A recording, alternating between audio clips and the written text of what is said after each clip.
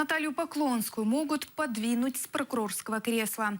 По информации российского издания «Газета.ру», выдвижение прокурора оккупационного Крыма кандидатом в депутаты Госдумы России связано с тем, что к ней возникли вопросы со стороны Генпрокуратуры России.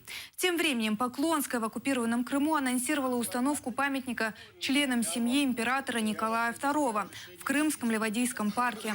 Монумент царской семье планируют разместить на месте кафе «Дубки», которое в конце июня снесли по инициативе Поклонской. Это не первое проявление любви прокурора к российскому императору.